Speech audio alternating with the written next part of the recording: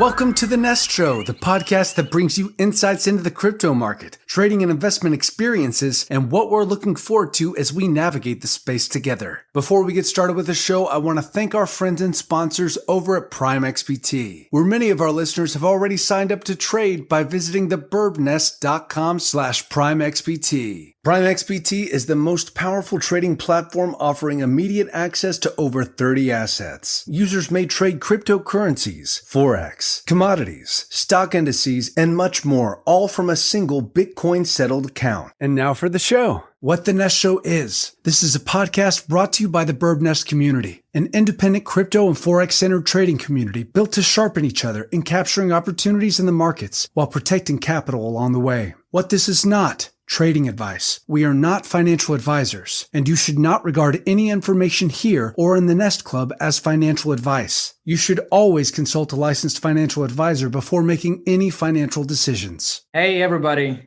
welcome to today's very special episode of the Nest Show podcast. It's CRYPTOBIRB here, and I'm joined by legendary guest, by my great friend, by a very professional YouTuber with more than 200,000 subscribers, legendary big name in the space, Mark Moss. How are you doing, Mark? Hey man, I'm doing great. Always so fun to get together with you and catch up. Oh yeah, it's been quite a while. Again, we record these actually, once in a time, but all of our sort of like just meeting, sort of like series started in Vegas. It was 2008. 18 or 19? Jesus, I cannot even remember that. What was that? 18, 19? I think 19 is my guess. 19, yeah. Yeah, it was a crazy time. The time sort of like just seems to slow down at times in all this pandemic, for the people. People get depressed, which is not my case, of course, happily. But people get depressed, people get fed up, by just being, completely locked down for months, for years. People got used to the new world to some extent. Yeah. And that's what's pretty much like because going to be discussed on this very podcast. And I wanted to touch upon the very essential thing to start with, like what's changed for the world in the last 6 months. Wow, that's a big question. What hasn't changed, right? Man. Obviously the world's changed dramatically, and what now it's been 9-10 months. It's been quite a while, right? Obviously with the pandemic changed kind of the whole world, and some of these world leaders are telling us that it's the perfect opportunity to change the world, and so I think they're really seizing that opportunity. I've been saying that the world we're going into is not the same as the world that we're coming out of. And so, I mean, it's really changed every area of the world. And man, I mean, I literally mean every, right? Like, from just trying to get like normal everyday products, like things are back ordered now, right? So it's messed up logistics. Kids aren't going to school, right? It's what? Kids don't go to school? Like, I mean, you can't visit people in the hospital. Like you can't go to the doctor for like normal things. Like you can't really travel in most cases. Like, I mean, there's still tens of millions, at least in America, out of work, right? The UN says, billions of people are going to starve. So, I mean, what hasn't changed, right? Every area has changed and rapidly.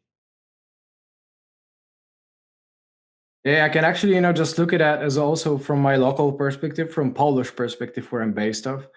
But I'm very happy, because of all the content that you share. It actually shows, to me and to many, many people that it's not them being lonely and feeling lonely, but it's actually the entire world that is going fucking crazy, right? Yeah. And it seems that there is actually, some bigger agenda that some people, behind the scenes are actually, doing, with the governments being the lobbyists, as it appears at times. That's what my country appears to be doing at times per the government. Everything is pretty much like upside down, no logic anymore in this world. I myself, being the entrepreneur, I'm flooded with the taxes to actually, just sponsor, the fund, or the money printing, or, all of the pretty much like debt generating for the government, and to be real, like this might be slowly taking away the big thing for us, for the people, the freedom. Let's talk about freedom for a moment. And Yeah. is this possible? Is this possible, or like, that the freedom still exists, or is it a trend, a tendency that is becoming less and less visible? Like, let's talk about freedom. What do you think about it? The problem is that human nature, and like some people, not the majority of people, but some people, the minority of people, they want power, they want control, they want status, and they want to tell other people what to do. And you'll see this on every area of life. In the United States, like in some neighborhoods, they have like a homeowners association, and some people want to control that homeowners association and tell every neighbor what they have to do with their house. And then at the school, there's like a parent teacher association. And some people want to be at the top of the parent teacher association, tell all the other parents what to do. And then there's city council. And like, no matter how high, like somebody wants to go there and like be able to tell people what to do. Like, They they want that agreed. power. Yeah. Yeah. And it's like I said, it's not the majority of people, but there's the minority of people that just want that power and control. And I think a lot of it really comes down to they just believe that they know better. And especially we know this with our politicians, the big politicians, the presidents and whatnot. I mean, they've gone as far as to say that like the people are stupid and they have to be told what to do. I mean, that's what they really believe. And so yeah, I don't think there might be a few small cases of people really going in to try to make a difference, but for the most part, it's people that think they know better, right? And at the end of the day, like nobody knows what's best for you but you. That's And very that's true. just my strong belief, and I'm a freedom maximalist, right? We talked about that earlier. Yeah. And so I Yeah. believe that nobody knows what's best for you but you, because as humans, we're humans. And so like we have like random desires. Like I love vanilla ice cream, but tomorrow I just might want chocolate. And I don't know why I want chocolate. I just do. Like, what I mean? Like, and we're just kind of random. And it's like, as long as my desire to have chocolate ice cream doesn't hurt you, what difference does it make? Like, why do you care what I have? Right. And so that's why, from a freedom, liberty perspective, it's like, if I'm not hurting you, what do you care what I'm doing? Right. And Yeah. so anyway, but so we have this, people want to control. And so we've had this steady march towards that. And if you go back through history, you'll see this cycle just repeats over and over and over and over, where basically the government becomes too controlling. And eventually the people can't take it anymore. And the people overthrow the government and they start over. And then the government starts becoming more and more controlling. It gets too controlling. At some point, it gets overthrown, and it goes on again. About 2 or 3 years ago, I was in Mexico City, which is an amazing city, by the way. And about 45 minutes from Mexico City, they have these pyramids that are some of the best pyramids in the world. And what's really interesting is these pyramids were built at the same time as the Egyptian pyramids, and there's also pyramids in China. And what's interesting is they're all built on the exact same latitude. Like, how did that get coordinated back then? But anyway, that's not the point. So anyway, these pyramids are in perfect condition, like some of the best pyramids ever. And what happened, the reason why is because the entire city, the entire village abandoned them. The reason why they abandoned them is because they went into this crazy drought, right? And it didn't rain for years and years and years. And back then it was the priests and the warriors that ruled the city, the village. And they said, shoot, we don't have any rain. Let's start sacrificing child, right? We're going to start sacrificing kids to the god, and hopefully we get some rain. And they killed some kids, and no rain, and more kids, and no rain, and more kids, and no rain. And eventually they ran out of kids. And the priest went to the warriors and they said, hey, warriors, now we need your kids. And the warriors are like, you ain't getting our kids. They killed all the priests. The whole town separated, and that was it. But I was just struck by that story, how long ago that story was, which is the exact same thing. The leaders take and they take and they take until there's nothing left to take. And then there's that revolution. And so, anyway, it's just human nature. The cycle repeats over and over again. And now, to your point, now we're moving into this world where technology is enabling them to have this perfect control. Of course, in China is the leader in the world right now with their social credit system and their facial recognition systems and all these different things. They've had that walled garden for a long time, right? For years, like Google and Facebook and Twitter, none of that was allowed in there. They had that the Great Chinese Firewall, they call it. But now we're doing the exact same thing in the United States. Like, we have the same Chinese firewall right now, right? And all these things are starting to happen in the rest of the world. And why wouldn't these leaders want to use that, right? If they want total control, of course they're going to want to employ all the tools. And the scary thing is that the tools that they have today, with Facebook, social media, being able to basically brainwash you as your kid growing up, censoring all the content that you see, controlling the conversations, even preventing you and I from sending links. I mean, all this stuff happens today. And so they have this perfect set of tools to basically control the population. And the book 1984, forecast a lot of this. And I'm drawing a blank on the guy's name, but friends with George Orwell, and they wrote a bunch of letters back and forth. And he wrote a letter talking about how the governments of the future will have so much better luck, or will be able to do this so much better by using information instead of using the boot on people's neck. And so that's kind of what they've done, right? Like the war isn't about like shooting anymore. It's just about information, controlling information. And so there's that march towards this. And of course, the big thing, which is this 2030 agenda, right? Which is you'll own nothing and you'll be happy, which is being pushed by the World Economic Forum, Klaus Schwab. And, for those that aren't paying attention, they think this is all a bunch of conspiracy theory, but on their website, it's actually a practice already. Yeah, it's on their website. This is what they tell you. And like, I take them at their word. A lot of people that have told me, oh, you don't understand. That's not really what they mean. It's like, well, that's what they put on their website. That's what they're saying. And I take them at their word, but it goes more than that, because if you understand what they're trying to say, which is you'll own nothing and you'll be happy. Well, that's like when we live in a commune, we all live in a commune and everybody shares everything and nobody has to work, and there's overabundance of everything, even though nobody's working, and we're all sharing and everybody's happy in a commune. Oh, like that's familiar. It does like sound communism, kind of. Is that what you know what I mean? So it's like like this. And so we understand that it's been this steady, constant push towards that. They can slap a new label on it or drop the word, but it doesn't really change the ideology of it. In my opinion, people get caught up arguing socialism and communism and fascism, and those are all different shades of the same color. At the end of the day, you have two systems, right? You either have one that's a captured, controlled, centrally planned model, or you have a free, open, competitive model, and that's it. And you can call it capitalism or free market capital, whatever you want, whatever label you want to slap on, doesn't matter. It's either open and free and competitive, or it's closed and captured and centrally planned.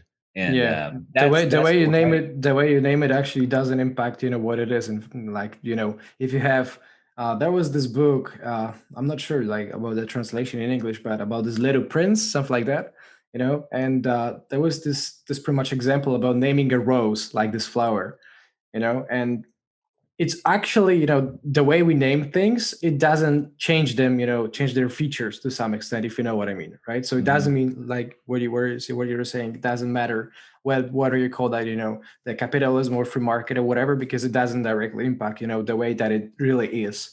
And, I could only agree with you, Mark. And, there's been a lot of important points. The author of the saying that I'm about to bring, it actually was big enemy to Poland, the other day, and I'm not happy pretty much about the historical relations with this guy, for my own country. But he brought one. This was about some Russian impacts as well.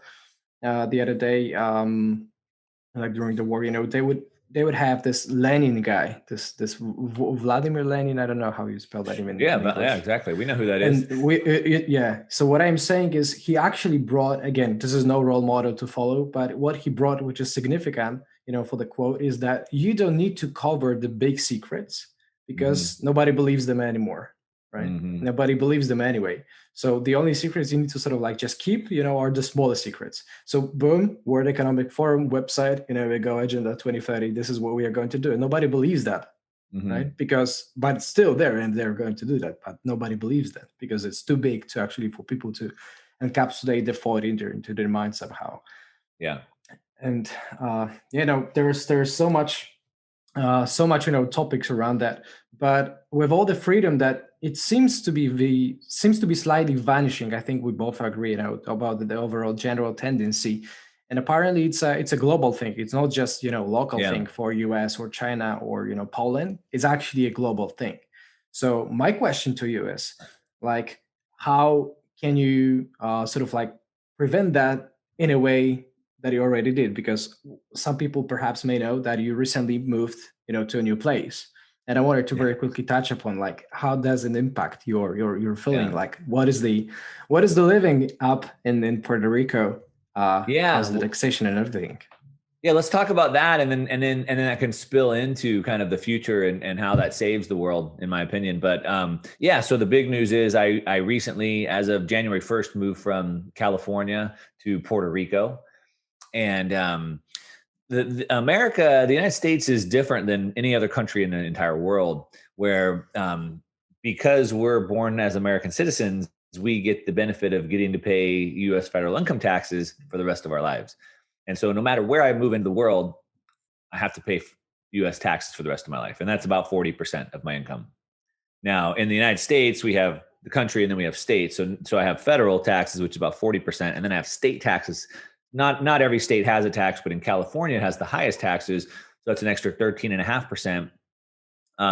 They're trying to raise that to 16.8% this year. So it would end up being about 62% of my income. So that means I get to keep $38 for every 100 I make, which isn't a whole lot. It sounds familiar. Same in Poland. Okay, yeah. So and I could move anywhere in the world, and places with less taxes, but I still would have to pay the U.S. taxes at the same time. So I've built my entire investing career off this thesis that money goes where it's treated best. And so like I only have so much money and I like to put it into different investments. And so like every investment I'm eyeing up, I always think like, is this where my money is going to be treated best? Is this where it's the safest with the best return, with the best people watching, right? And I always think about that. But now it's also time not just to put our money where it's treated best, but also go where we are treated best. And so in the United States, we start seeing states compete. Elon Musk says he's going to leave California. They won't let him work. The state of California has been the most strict in the nation. You can't work. He's like, well, I'm moving. And Nevada and Texas are competing. Hey, come here. We'll give you land. Hey, come here. We'll give you land and a building. Hey, come here. We'll give you land, building, and tax break, right? And they're competing for him. Meanwhile, the lawmakers in California, one of them tweeted and said, F you, Elon Musk. Like, so he's considering leaving, and California is telling him F you, and Texas and Nevada are like competing for him, right? And so he has that option. If I don't like paying California state taxes, I could go to Texas or Florida. I think there's about 7 different states where I don't have to pay state taxes. And so, of course, as you might guess, people are leaving in droves. Same in New York. New York has the second highest taxes in the nation, and everyone's leaving. As a matter of fact, all of Wall Street's leaving, and they're all going down to Florida because one, Florida's open, New York's closed, Florida's open, and New York has the second highest taxes, and Florida has none. So it's also out competing, and so it's that competition thing. Well, even better than that, in Puerto Rico, it's a territory of the United States, but it's not technically a state or anything like that. And they went bankrupt about a decade ago. And so they've started this tax program. And so like in California, all the rich people are leaving. In New York, all the rich people are leaving. So what does California and New York do? Well, shoot, we lost a bunch of tax revenue, so let's raise taxes some more. And guess what? More people leave. Oh, shoot, well, let's raise taxes some more. I mean, it's idiotic, right? You'd think they'd reverse course. How could that happen, right? Well, Puerto Rico did the opposite. They went bankrupt and said, shoot, we need to attract some rich people here to start some businesses to create jobs, right? So if you move to Puerto Rico and if you start a business, you get a special tax rate of only 4%. And guess what? Over the last decade, they've attracted a ton of people to go start a ton of businesses there. And so California raised my taxes. So I leave, I go to Puerto Rico, I start a business there, I lower my taxes. And so it really comes down to just going where you're treated best, going where your money's treated best. I'm not an advocate. I'm not trying to advocate of not paying your taxes. But at some point you just have to ask yourself, right? Like, is it treating me best? Is giving up 62% of my income treating me best? And in my case, it just wasn't, and so I had to vote with my feet, and we got up and moved, and we've been in Puerto Rico since January 1st. And moving to a different country is definitely something to get used to, right? It's not home, and no matter where you move, it's not home. So there's definitely there's definitely an adjusted period, but it is a little island in the Caribbean, and it is absolutely beautiful, and the surf's pretty good here, so we've been having a good time. Yeah, I love that. By the way, like, what's the sort of like taxation level down there in Puerto Rico? Yeah, so with taxes, and I don't know in Poland, but in the United States, they tax. There's two types of income that are taxed differently. So you have your earned income, that's your pay, and then you have capital gains income, which is like investment income. The reason why it's taxed differently is because first I have to earn the income, and they tax me on earned income. Then I pay the taxes on that income, and then what I have left after I've paid taxes, then I can go invest. And then when I invest and I make more money with my investments, I have to pay taxes again. I know. And so they do tax it differently. So that's earned income and cap gains income. So in Puerto Rico, you basically have a 4% tax rate on earned income. So I went from, in California this year, like I said, would be about 62%. So I went from 62% to 4%.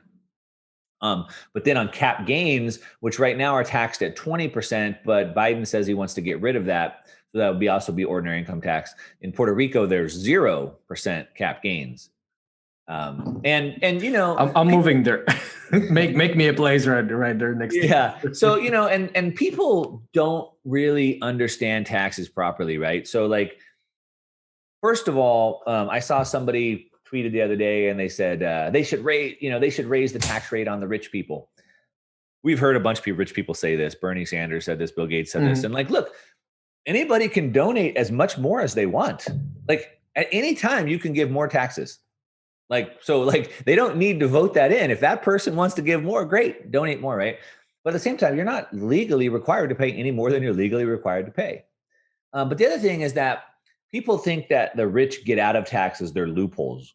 But what they don't understand is that taxes are really incentives. So the government has a set of policies. So Puerto Rico, for example, they have a policy and like, we need to rebuild our economy. We need businesses. We need people working. So if people can start businesses and hire people, we're going to give them a tax rate. We'll incentivize people to come do this. And guess what happened? A lot of people went and started businesses and gave a bunch of jobs. In the United States, they say, hey, people need a place to live. We can't provide housing for everybody. So if you buy a house and rent it out to people, we're going to give you a tax break on that because they need people to do that. Right? The government's your partner, whether you want them to be or not, right? They're taking half your income or whatever it is. And so they're trying to tell you what's important. Hey, we need, right now in the United States, we have these economic zones. So these certain areas in the country that have been hit really, really hard. And they're trying to get people to come in and rebuild those areas. So if you go to those certain areas and do certain things, then you get tax breaks. And so it's not about loopholes. It's about like working with the government. They have their set of policies. They're trying to get people to work. So if you start a business and hire people, you get tax breaks, right? And so you want to work along with them. And so anyway, it's just a different way to look at it, I guess. Yeah. And I tell you what, I mean, I respect, there are many people who actually move, just leave their countries for the taxation reasons as well. And I tell you what, of course, because of the inflation, because of the overall debt, just going crazy up and up over and over again, day by day, they keep, going, the quantitative easing going on, not only in US, but also in Poland, which we sort of like, in a very unskilled way, we try to sort of like copy paste what states do at times, which sucks even more because how on earth could you apply, the same model to all the different countries where you have different cultures, different demographics? It's simply impossible, right? Still, they keep doing that. They keep trying, right? But that's another story, But most importantly, we are looking at the overall global thing, just like we spoke, just in the earlier today. It's over the governments, it's over the countries, it's over the boundaries, apparently. Yeah. Right. And it seems to be there's some overall tendency that the world is going towards. Right. Yeah. And we already touched upon this World Economic Forum, 2030 and agenda, and Schwab's pretty much like just, just indications for how it's going to look like in a couple of next years. And the word, you're going to own nothing and you'll be happy. Right. That's what I say. Let's talk about it for a moment. Yeah, I mean, that's super scary, right? And kind of what you said, I think what you're meaning is they're over the world, right? So it's like in the United States, we call them NGOs, non-government organizations, right? So it's basically the United Nations. Well, there's the United Nations and the IMF, International Monetary Fund, but then we have the World Economic Forum, the World Health Organization, the World Trade Organization, like all these worlds, whatever, right? And they're the ones that are setting policy. So like the whole world, I'm sure, was watching, the presidential election in the United States and Trump and Biden and whatever. But like, this is bigger than that, right? Like, it's like they're making moves up here. The president's like just barely controlling things down here. And so, yeah, I think that's what you meant, right? They're over the world. And these are, a dozen guys or 20 guys that sit in a room and they dictate what the whole world is doing. And it's pretty scary, like I said, because they're not elected, right? I didn't ask for them to be there. I didn't get a vote. I don't have any say in that. But at the end of the day, like, as we said, right, like their plan, like you'll own nothing. If you trace that back to its origin, like, then we know what that means. Well, we live in this like commune. Unfortunately, it gets even scarier than that. And I don't really want to get into it too much because it sounds so conspiratorial. So I would really just recommend that people go get Klaus Schwab's books. So Klaus Schwab, who's the leader of the World Economic Forum, they're meeting in Davos, I think, again this year. And all the world leaders go there, and their pictures. Switzerland, right? Yeah, it's in Switzerland. I think this year they're doing it virtual. But their pictures are on the website, so you know who they are, and their names and their faces are there. But Klaus Schwab, the leader, has written 2 books. One's called The Fourth Industrial Revolution, and the new one is actually called The Great Reset. And in there, he tells you exactly what the future is. The Fourth Industrial Revolution is very scary, in my opinion.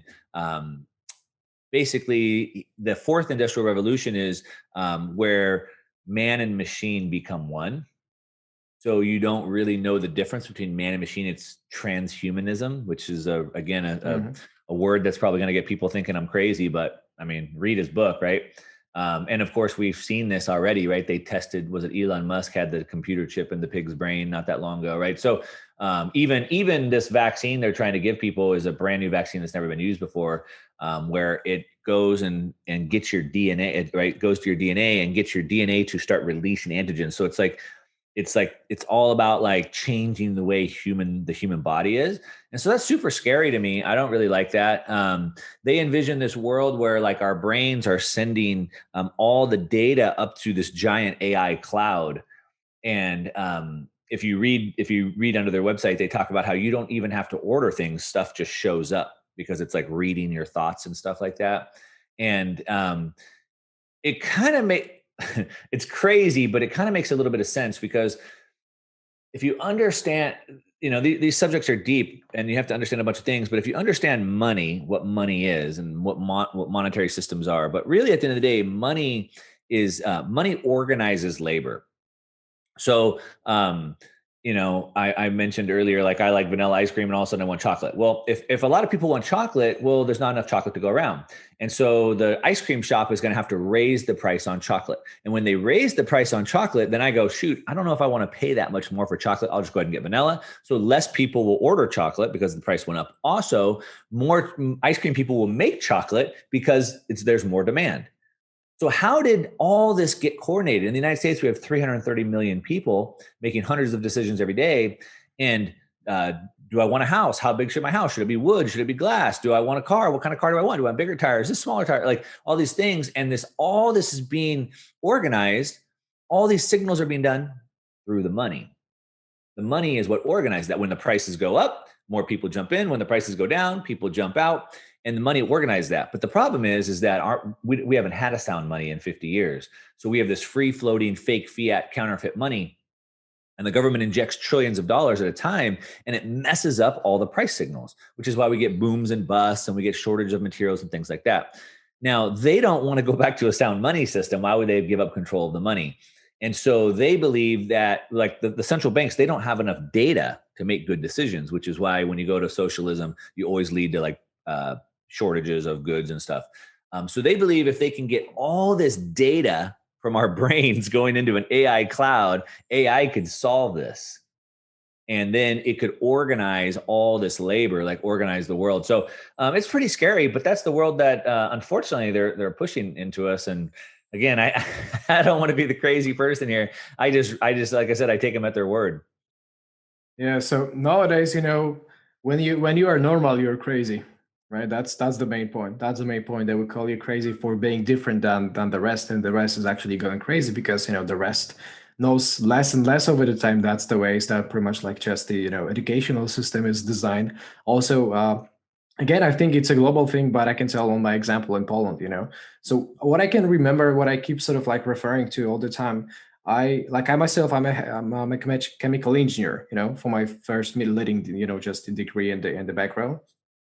And back in the day when I was like in this, middle school or something, uh, what they did, on the maths classes and the physics classes or the chemistry classes, they they teach you how to solve equations, but they never teach you what it means. They Mm, teach you how to manually pretty much like process things, but they never make you wonder and question things. And this hmm. is exactly what I'm also trying to, just teach people, be it in the nest or just simply around with any sort of like medium that I have and that I own, that when you do not question things, then you just take things the way they are. And usually, just like you said, for the very pure economic reasons, very often, and political reasons, they would decrease the quality of goods. They would decrease. Like this is a wealth transition to some extent. This Wealth is transfer, also, sure. yeah, wealth transfer. Of course, I meant. So there's this also which I wanted to touch upon with very quickly with that, Mark, with you on that is they said, I read a couple of good points about it. Uh, that through the entire pandemic, apparently there has been one big measure that pretty much like caught my attention, and that was this wealth transfer. That, and from what I know, or of course correct me if I'm wrong, but I also want to touch upon that. Uh, from what I know, this reaches 1% of people. This enclave on the richest people, the wealthiest people on the planet, actually before the pandemic owned about 42% or around 40% of the total sort of like just wealth of the planet. And after the pandemic, as far as I'm concerned, they ran it up all the way to 50 or 50 plus, right? And in my opinion, but again, this is my opinion, it just shows the real cost of the way that things are, they are. Yep. And when there's big money involved, when every single move costs you billions and trillions, of dollars, right? There is no really point for mistake. There's no really point or place or room for accidents, for coincidences, because you surround yourself with the best, educated people on the planet. You Yeah. surround yourself with the best experts. So the chances that you're actually, just going, to be wrong, they decrease, right? So it becomes very, very hard to make stupid mistakes when you're playing with big money, which means that you need planning a lot of in ahead. When you run big organizations, you need a lot of planning. You have the Yeah. best simulations, all the neural networks, all the AI stuff, as you say. So is it, is it the way? Is it showing us how the world is going to look like in the next couple of years? Is it all about the wealth transfer? Well, we're definitely going into what I call the greatest wealth transfer. I call it the final wealth transfer. So, if you look at what the central banks do, they just transfer wealth. That's what they do. All government policy. So, think about this: governments do not create anything. What they do is they transfer, they confiscate, right? So, the government doesn't create wealth; they take wealth from you and give it to somebody who doesn't have wealth. So, what all government policies do is all about transferring wealth, and all central bank policy is about transferring wealth. Now, I mean, I can talk specifically in the United States, but it happens all around the world. But we go through these crazy boom and bust cycles because what happens is, remember, I talked about how money gives us signals, gives us communication. So people organize around that. When you inject a bunch of fake money into the system, then people start organizing around the wrong things. It creates this artificial demand. So everybody in the 90s buys tech stocks. And then at the very top, it gets the most frothy. I mean, you're a trader, so you understand this, right? At the way cycles work, at the very top, it's the most frothy, and it starts pulling everybody in. And then the market crashes. And then what do everybody do? They sell at the bottom, right? So the tech stocks went up because the Fed put all the money there, created fake artificial demand. Everybody went. Retail jumped in at the end, of course, and then the market crashed. And then retail lost all their money, sold at the very bottom to the strong hands. And then what the Fed do? They pumped the market back up. Look at real estate in 2008. We had the great financial crash. Through the mid 2000s, everyone's buying real estate. By 2006, 2007, the retail is like, oh my gosh, if I don't buy a house, I'll never get a house. I got to buy a house. So they all buy a house. the real estate market crashes, millions of Americans lose everything, all their wealth. But then Wall Street gives money, or the Fed gives money to Wall Street to go buy up all the houses. They gave them free money. BlackRock became the largest corporation to own houses in America. And now all those people that put all their money in their house, lost it, are now renting their houses from BlackRock. And then what happened? Then they pumped the real estate market right back up. And so each one of these, it transfers wealth to the strong hands. Now we see this. I mean, just look at Bitcoin, right? Bitcoin hit $40,000, $41,000. It probably attracted a ton of new retail weekends in. Then it crashed down to what, 29,000, and probably a bunch of weekends sold out. And guess who bought that? The strong hand. So it's always transferring wealth over. And so it's a cycle of just doing this over and over and over again. Now, I think what we're going into is like the great transfer, the final wealth transfer. And we know this because obviously they're telling us that's their agenda, right? You'll own nothing. And so the website. Yeah. And so what happens is it gets to a point where the market's going to crash at some point. It's inevitable. Maybe not this year, maybe a couple of years from now, but it's going to crash, and the majority of people will lose everything. That's just the way it is. They already are. People are already losing everything. And so the majority of people will lose everything, and the few will benefit from that. And so the goal for us, what I've spent the last dozen years of my life studying, is these wealth transfer cycles. And specifically out of pure selfishness for me and my family, I want to be on the receiving end. I was on the giving end before. I gave my wealth away to somebody else. I didn't like that. That didn't sit well with me. The fact that someone got my wealth. So I've studied these things for a dozen years. I want to be on the receiving end. And so that's the goal, right? We have to figure out how we can preserve our purchasing power. So when the market crashes, we are able to keep our wealth. And then even better, we can also buy back in at the sell of a lifetime, just like the rich did. And in 2008, I got wiped out in real estate, and I wasn't able to buy back in 2010, 11, 12, when it was at the low price. So I didn't get that cycle right. I had got the .com cycle right, but I didn't get the real estate cycle right because I didn't really understand these things like I do now. But anyway, that's the big plan, and the big agenda, and the big plan, I should say. Yeah. Yeah, actually, all the crashes, they say the history repeats, right? But in fact, many people get that wrong because they expect exactly the same formulas. Why the fact is that again, from the physical point of view or chemical point of view, you name it, everything sort of like vibrates. Everything is, dynamic. Every particle of us is dynamic because it moves. It's continuous movement process, right? Yeah.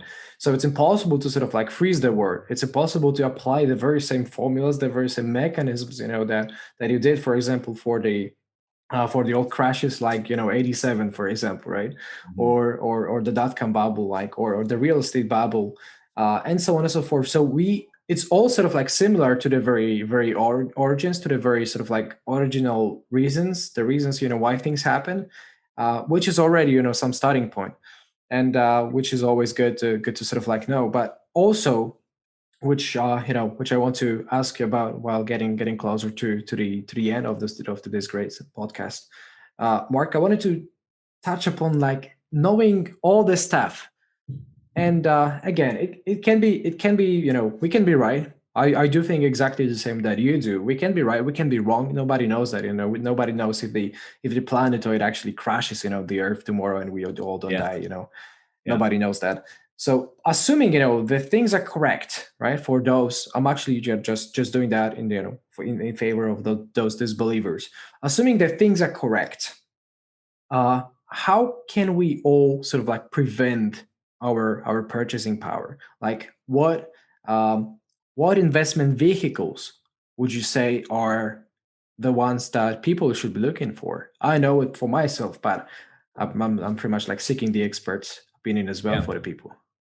Well, I think I've also built my career off of a quote that says success leaves clues. So if you want to have success, you find someone else who's already achieved that success. You see what their clues were they left behind. You do the same things, and you should have about the same results. So what are the ultra rich and connected people doing? What are the central banks doing? Right? And so what are they doing? They're the ones that are successful. They're the ones that are on the inside. They're the ones that know. And so what are they doing? What are the things that they're doing that we can copy? So what we know is that I have a video dropping on YouTube today, and the title is Bill Gates became the largest farm landowner in the United States. Yeah, I saw that. Is anybody more connected than Bill Gates? Like, you know what I mean? So like, what is he doing? He's buying a scarce asset. That's what he's doing. He's buying a scarce asset. So when they're creating an unlimited amount of fake fiat counterfeit money, it's going to push people to want to buy real, hard, scarce assets, real assets, right? So you use the fake money to buy the real things. And so Bill Gates became the largest farm landowner in the United States. And he owns like 240,000 acres, which is a lot, but he's nowhere near the top 10 in landowners. He's farmland, but in land, I mean, the rich have 2.1 million acres. The top 8 have over 1 million acres each. Jeff Bezos from Amazon owns twice as much land as Bill Gates. And so they're buying scarce assets. And so things that are outside the financial system. So gold and silver, Bitcoin is obviously very scarce as well. Commodities overall, I think, are going to be the spot to be. So again, precious metals are commodities, but there's other types of commodities as well. Not all land, I'm not saying all real estate, but certain types of assets are going to do really, really well, especially if they're cash producing assets. And so, yeah, my goal is, I'm still using some short-term financial products to get more dollars and then taking those dollars and putting them over into scarce assets. And so for me, it's gold, silver, Bitcoin is kind of the primary thing that I focus on. Also land. So I'm in Puerto Rico. It's a beautiful island, and there's only so much beachfront property, and there's really only one good surfing area on the entire island, and there's one lot left. And I just put an offer on it yesterday. Like one beachfront lot left, right? I have a buddy in Austin, Texas. Everybody's moving to Austin right now, right? All the big corporations are moving to Austin, Texas. And in Austin, there's, I think it's called Lake Austin. There's like a lake, and like the rich live along this lake. Well, there's only so many houses on that lake. And as all these Fortune 500 companies go, everybody wants to live on that lake. So he told me that his buddy bought a house on the lake, and 30 days ago, it's up $1 million already in 30 days. Whoa. Because there's only so much of that. So it's like that scarce stuff. We've also seen it in collectible art, things like that. I don't really get into that. But anyway, trade your counterfeit money, make as much counterfeit money as you can, keep as much counterfeit money as you can, convert it over into hard, scarce assets. I think this is really a golden advice, to be honest, and referring sort of like slightly back to what you said, about using short-term financial assets. It doesn't mean to all the people, to all the viewers, listening, it doesn't mean Mark is literally putting his entire net worth on 100x, just playing and swinging it all day, just scalping through his way. That's not the way you do it. That's actually the way that you give away your money to the market. That's for damn sure. And that's what Mark and I perfectly agree on. We know that the inflation is going to keep your cash pretty much like worthless. That's the direction the Biden is already pretty much like, and the rest of the world are trying to copy for the next phase. You keep funding, you keep increasing the debt, you keep printing more money, cash becomes worthless. It is sort of like similar to, controlled hyperinflation that happened in Zimbabwe to some extent, but it's happening so slowly that you can barely see that even happens. Yeah. Right. So this is the tricky part. And I personally, I'm a big fan and a big supporter for gold, for silver, of course, commodities. For those who actually, watch me, throw some tweets at times, I'm talking about BCOM. Yeah. I've been watching. I've seen you start throwing those charts out. Exactly. Right. I appreciate it. So BCOM, Bloomberg Commodity Index, or whatever other, CRB, like Commodity Research Bureau Index, whatever. This is all about to reverse. We are seeing the reversal on the global scale after 12 years of the bearish market on the commodities, led by gold, by silver, by crude oil, of course, by the WTI. And so this is the direction, commodities, and using the profits. That's what I do. I'm using the profits from Bitcoin, because at one point it's going to be heavily overvalued, and you don't want to be in Bitcoin when it's overvalued heavily. You want to be something that is undervalued to keep. But how do we know? How do we know that?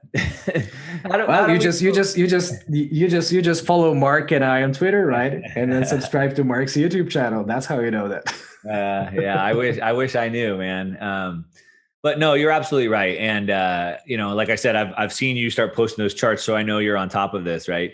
And it really comes back down to like what I was saying earlier about if you understand what money is. And so the government thinks that they can just send everybody in the United States, I have to keep saying that, but they think they can just send everybody $2,000 and everybody's wealthy. But like money isn't wealth. Money measures wealth. Money helps me acquire wealth. Wealth is goods and services, goods. And so that's the commodities, right? Like we want to buy the goods. We want to buy the wealth, not the dollars. Yeah. Financial assets were created actually by banks to transfer the wealth via, just from commodities, from the hard assets as well, with the help of the, artificial assets, the financial assets, futures, forwards, options, all the contracts that you come up with. For all those pretty much like not knowing what I'm saying, feel free to watch The Big Short movie 2008. You're going to know how the financial engineering works. Yeah. And without that mentioned, Mark, I want to give you a very chance to leave our listeners and viewers with one final tip, one final suggestion that they can apply in their lives for the next weeks, months, and years before we disconnect. Well, I would say two things, but they're really into one. So first off, you need to start thinking about things a little bit differently and understand that everything in life has trade-offs, right? Nothing is black and white. And so, as a trader, like you understand like, hey, I can enter this position and it could probability goes up or probability goes down, right? So everything has trade-offs. And so think about things in those terms. And then the other thing I would say is that, like I said, a lot of this stuff sounds a little bit scary, and a lot of the stuff maybe you don't like or don't want to believe, and that's okay. The future is not set, right? The future is not set. The future is up for us to decide. And so if that's not the world that you want, then be active to make sure that world doesn't come to pass. And so we all need to be doing our part to push back against this. The silent majority crap is too silent at this point, right? And so if a billion people don't want that to be the future, then it shouldn't be the future. And so I would just encourage people to pay attention, educate yourself, educate those around you, speak up and push back and make the reality that you want. And on top of that, make sure to subscribe to Mark's YouTube channel, because that way you're not going to miss upon all that we discussed. I truly appreciate your coming, Mark. Mark Moss, the legendary YouTube professional, the YouTube legend, and first and foremost, my great friend.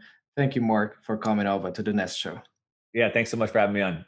DeFi Click democratizes the lending market by offering both collateralized and uncollateralized loans to everyone with cross-chain interoperability through Polkadot. For more information, visit thebirbnest.com/DeFiClick. I'd like to thank our listeners for joining this episode of The Nest Show. If you've appreciated the depth and breadth of what you've heard with us today, subscribe to our podcast and find our landing page at thebirbnest.com. We have a vibrant Discord community which acts as our central hub of operations, and we welcome you to join us at thebirbnest.com/Discord. We also offer an extensive free bulletin on emerging crypto market trends, exclusive undervalued gem reports, and in-depth expert technical and fundamental analysis at thebirbnest.com/bulletin. We always appreciate engagement from our community, which of course means liking the video and subscribing to our page, where we insist on bringing you the highest quality content available. Also, we're happy to incorporate tips and topics from our listeners and encourage you to email us at thenestshow@thebirbnest.com.